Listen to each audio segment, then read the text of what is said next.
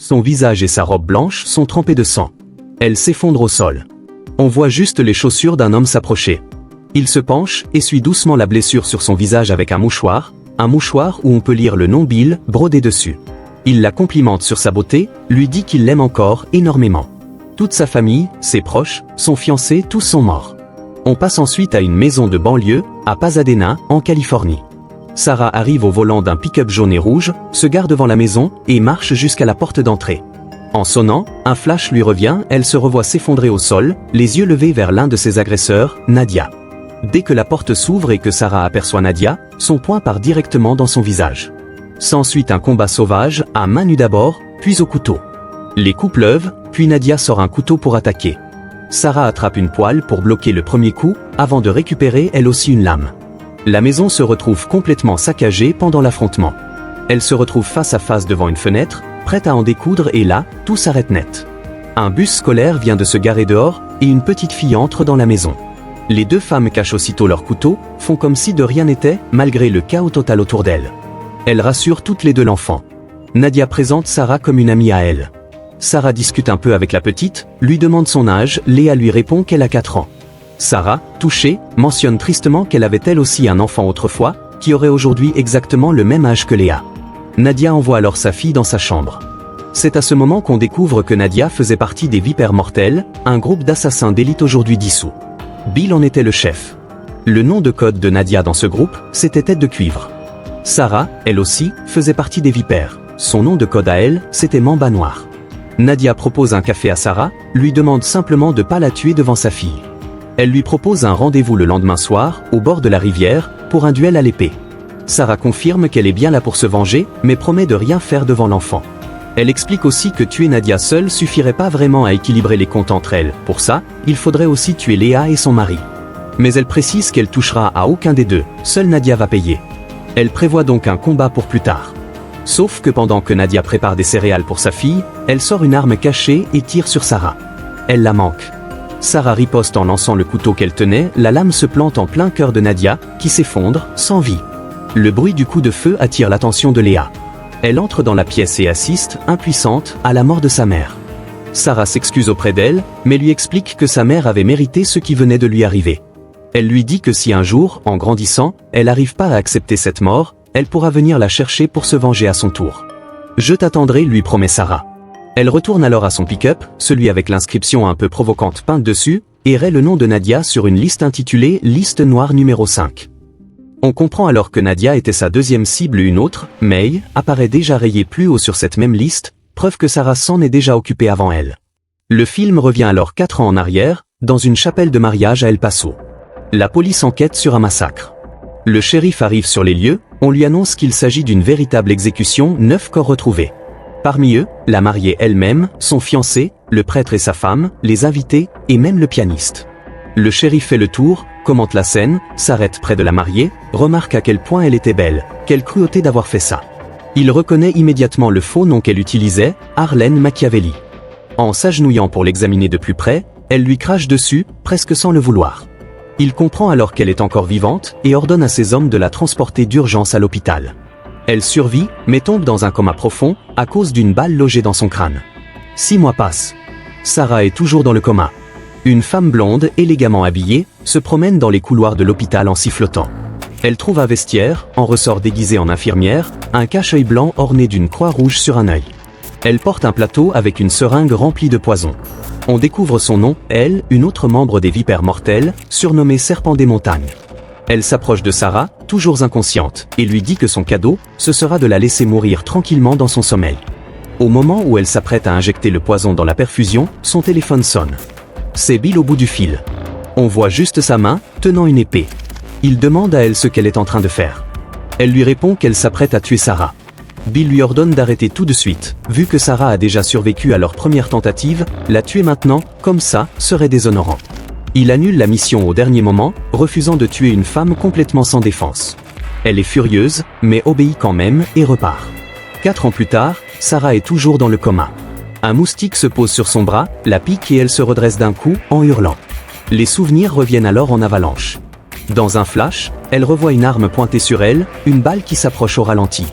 Elle commence à sentir son propre corps, remarque d'abord le bruit métallique de son crâne, puis réalise, horrifiée, que son ventre est vide. Son bébé a disparu. Elle hurle encore, sanglote, complètement dévastée. En entendant des pas approcher, elle se recouche vite fait semblant d'être toujours dans le coma. Un aide-soignant entre, accompagné d'un routier costaud. L'aide-soignant explique que pour 75 $, cette belle femme est disponible pour tout ce que le client veut. Il vend son corps depuis le début de son coma, en douce. L'homme paie, on lui dit qu'il peut faire ce qu'il veut, tant qu'il laisse pas de marque. L'aide-soignant sort, et le routier grimpe sur elle. Dès qu'il commence à l'embrasser, elle referme les dents sur sa lèvre inférieure et la sectionne nette, dans une giclée de sang. L'homme s'effondre, inconscient, peut-être mort. Sarah essaie de sortir du lit, mais s'effondre. Ses jambes sont encore complètement engourdies, incapable de la porter. En entendant l'aide-soignant revenir, elle attrape un couteau, rampe derrière la porte. Il entre, reste figé devant le carnage et le lit vide. Elle lui tranche le talon, il s'effondre au sol. Elle lui claque ensuite la porte en pleine tête, exige de savoir où est Bill. Sur son badge, elle lit le nom Buck, ce qui réveille en elle les souvenirs des agressions qu'il vient de commettre sur elle. Elle lui assène encore quelques coups violents avec la porte, peut-être fatale, puis fouille ses poches pour trouver les clés de sa voiture. Sur le porte-clés, une inscription rose bien visible. Sarah se propulse en fauteuil roulant jusqu'au parking souterrain, repère facilement le pick-up jaune de Buck grâce à cette même inscription. Elle se hisse à l'intérieur du véhicule. Elle commence alors un long travail de rééducation, pour réapprendre à bouger ses jambes, à marcher de nouveau. Elle se concentre, répète inlassablement « bouge l'orteil », comme un mantra. On nous présente alors le reste du gang des vipères mortelles, en commençant par Mei, désormais à la tête du Yakuza de Tokyo. Le film retrace, dans un style très différent, l'histoire de Mei depuis ses 9 ans, quand elle a assisté au meurtre de ses propres parents. Son père, officier militaire américain, avait tenté de combattre plusieurs hommes de main du Yakuza, mais avait fini tué. Le chef Yakuza, un vieil homme répugnant nommé Matsumoto, avait aussi assassiné brutalement sa mère japonaise. Le dernier homme de Matsumoto avait ensuite mis le feu à la maison, la laissant brûler entièrement. Mei survit à ce massacre et se venge à l'âge de 11 ans, d'une manière particulièrement sanglante, en exploitant la nature pédophile de Matsumoto contre lui-même. Elle grandit et devient une assassine de classe mondiale. Pendant ce temps, 13 heures ont passé, et Sarah a enfin retrouvé l'usage de ses jambes. Elle se lance alors sur le chemin de la vengeance. Elle sort de la banquette arrière, s'installe côté conducteur, démarre le pick-up et quitte l'hôpital. Sa prochaine destination, Okinawa, au Japon, pour obtenir une épée fabriquée par le légendaire forgeron Hanzo. Sarah entre dans un bar à sushi japonais, une longue scène suit, avec le patron, jovial, et quelques moments comiques avec son assistant. L'ambiance devient sérieuse quand elle explique au patron qu'elle cherche justement Hanzo. Elle précise qu'elle a besoin d'un acier japonais pour tuer de la vermine. Il l'emmène dans son grenier, où sont rangées toutes ses épées katana. Elle en teste une, mais il lui explique qu'elles sont pas à vendre, il a fait le serment de plus jamais fabriquer d'instruments de mort. Elle lui explique que sa cible est justement un de ses anciens élèves. Il devine correctement qu'elle parle de Bill. Il accepte alors de lui fabriquer une épée, mais ça prendra un mois complet. Il lui suggère de profiter de ce temps pour s'entraîner sérieusement, ce qu'elle fait. Un mois plus tard, Hanzo examine la nouvelle épée, qu'il considère comme son plus bel ouvrage. Il la lui remet lors d'une petite cérémonie solennelle, où il avoue avoir rompu son propre serment mais qu'il l'a fait parce qu'il soutient pleinement la mission de Sarah. Le film revient alors sur Mei, désormais élue à la tête du conseil de tous les chefs Yakuza. Quand l'un d'eux conteste son élection à cause de ses origines mixtes chinoises, japonaises et américaines, elle le décapite immédiatement, et prévient tous les autres qu'il devrait jamais insulter ses origines, sous peine de subir le même sort. Sarah s'envole pour Tokyo, apparaît vêtue de cuir jaune, casque sur la tête, au guidon d'une moto jaune, pendant que Mei et son cortège se dirigent vers un restaurant. Sarah repère Sophia dans une des voitures, un flash lui revient, où elle voit Sophia répondre calmement à un appel téléphonique, pendant que Sarah et sa famille se faisaient massacrer. Mei et ses proches collaborateurs arrivent au restaurant, escortés par des propriétaires obséquieux jusqu'à une salle privée à l'étage. Au bar, Sarah reste assise, silencieuse, observe la scène. Mei et son groupe s'amusent tranquillement jusqu'à ce que Mei sente que quelque chose cloche. Elle lance une petite fléchette à travers une cloison en papier, qui se plante dans une poutre du couloir, faisant sursauter Sarah, qui rôdait discrètement près de la salle privée. Mei envoie alors Yuki inspecter les lieux, mais Sarah s'est plaquée contre le plafond, hors de vue, et Yuki repart sans rien voir. Sarah se réfugie dans les toilettes, et en retirant sa combinaison en cuir, elle entend la sonnerie distinctive du téléphone de Sophia.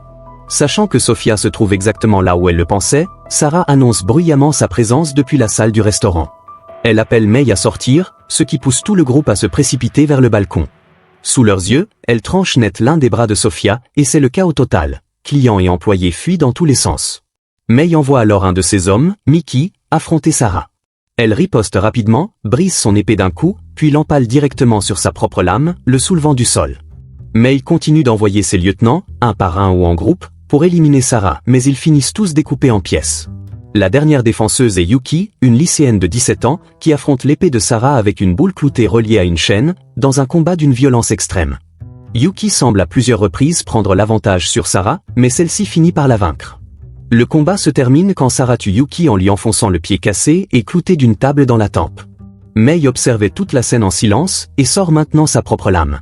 Mais avant qu'elle puisse s'affronter, un vrombissement de moto se fait entendre au loin.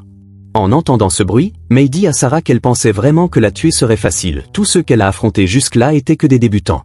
Les vrais combattants viennent d'arriver. Les 88 fous font leur entrée. Tous portent des masques noirs distinctifs et encerclent Sarah de tous les côtés. Elle se met alors en position de combat, elle aussi. Elle observe le reflet des hommes de Mei dans sa propre lame, puis charge droit vers eux. La bataille qui suit, un contre tous, est longue, presque chorégraphiée comme un ballet, mais terriblement sanglante.